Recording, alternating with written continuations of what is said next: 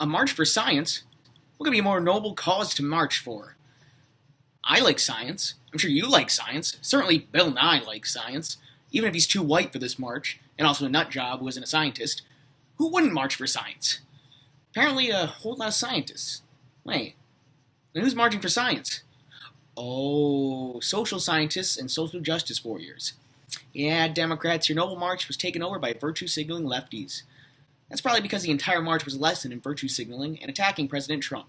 This time for his reduction of certain executive offices, like the EPA and the national parks. There have been websites restructured, social media networks cut off, supposedly, regulations cut, and focus on climate change reduced. They've implied the president must be a backward anti-science nut endorsing Earth's destruction. By extension, so must the 62 million Republicans who voted for him. It's a very pervasive idea on the left that Republicans are against science, believe in the Bible rather than the blasphemous Darwin or Einstein. And it's a whole lot of myth. Generally nowadays, when it comes to science the left likes, they ignore the scientific method and we're told, the science is settled, so shut up, you denier. Then, when we try to push a scientific cause, the rules change to question our motives rather than our facts. So who really is the party of science? So, to start, let's take a look at Trump's reduction of the EPA. The less belief is that this will immediately spiral us into global warming-induced death. But is it true? Well, first is the EPA itself. A whole executive branch dedicated to protecting the Earth. Gosh, you'd have to be downright evil to disapprove of them.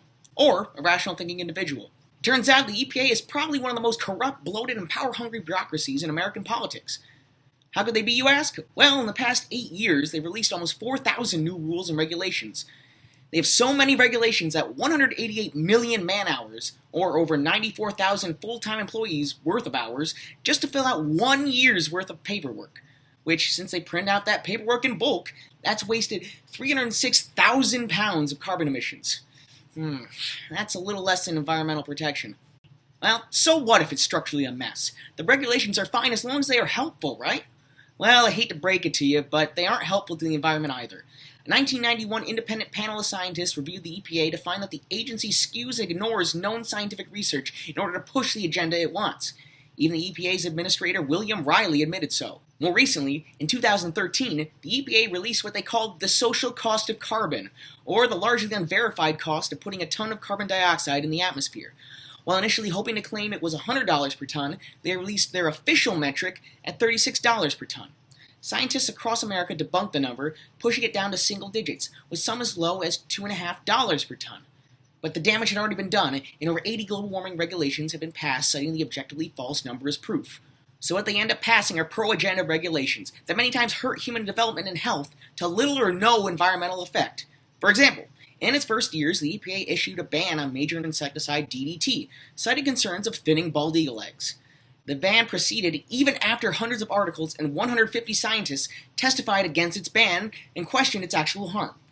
DDT's ban prevented third world countries from using the much-needed insecticide against malaria-spreading mosquitoes, which is still responsible for the deaths of at least 1 million people per year. Or, how about the EPA's passing of corporate average fuel economy, or CAFE standards, which force cars to reduce car emissions to 30 miles per gallon. With no viable energy-saving technology to achieve this, car companies were forced to build lighter, thinner cars. Multiple studies over the past 25 years have shown that since its inception in 1975, at least 2,000 people per year have been killed by these standards, with figures going as high as 4,500 per year. Or if you're looking for a more recent regulation, currently the EPA is working to pass a ban on another insecticide, going through the courts to bypass the Trump administration's new regulations on them. Though it's been deemed environmentally safe by over 100 countries, such as Canada and the UK, the EPA is adamant to ban the pesticide, even as other countries have begged them not to, since it would cause huge decreases in crop yields. Many of these regulations also do so little to help the environment, such as the Waters of the United States rule, which gives the EPA jurisdiction to regulate such ecosystems as artificial lakes, water-filled depressions, and grass swells. That means this. Yes, they declared they are protecting and regulating puddles. They also once told the city of San Diego to stop treating their sewers to the detriment of human health because it was affecting the sewer-based ecosystem of its dumping grounds. Seriously. Even their takedown of global warming was ineffective. The 2015 Clean Power Plan, costing us $366 billion and potentially destroying future coal innovation in America, is estimated to decrease the Earth's temperature by 0.023 degrees. I can't make that up. Alright, but what about national parks? Without the government protecting them, they'll be destroyed by developers. Well, not so much. Besides the fact that the Trump administration hasn't touched national parks yet, and the controversy surrounding their Twitter account was actually an employee hijacking the account, his attempts to refund certain national parks may be the best decision for people hoping to keep those parks alive. Because what he means is privatizing those parks. Now, that sounds scary because it's private and that means corporate. But it turns out the government has little choice. Apparently, the Interior Department is also immensely corrupt. Former employees have attempted to sell off lands. It's over $17 billion in debt. It's overstaffed administrators, understaffed in park rangers, and terribly maintained. So, when the government works with private companies, the results are impressive.